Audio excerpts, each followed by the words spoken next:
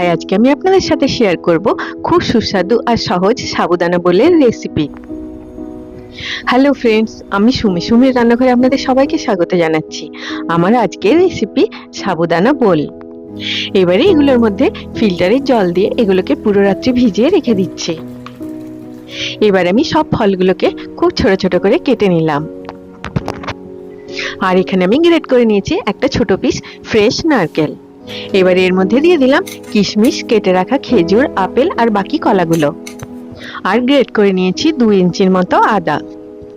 সব উপকরণগুলোকে দুধের সাথে খুব ভালোভাবে মিশিয়ে নিলাম। এবারে আসুন এটাকে আমরা সার্ভ করি।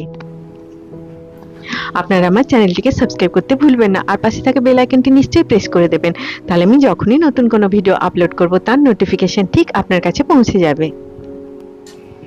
এটাতে বাইরে থেকে কোনো চিনি বা গুড় দেওয়ার দরকার নেই। ফলগুলোর মধ্যে যে ন্যাচারাল সুইটনেস আছে সেটা থেকেই এটা মিষ্টি হয়ে যায়। এই সাবুদানা বোলটাকে আমি সাজিয়ে দিলাম গ্রেট করে রাখা নারকেল আর কেটে রাখা কলা, আম আর খেজুর দিয়ে। আপনারা নিশ্চয়ই এইভাবে একবার সাবুদানা বোল বানিয়ে দেখুন। এটা খেতে এতটাই সুস্বাদু হয় যে অল্প খেয়ে কারোরই মন ভরবে না।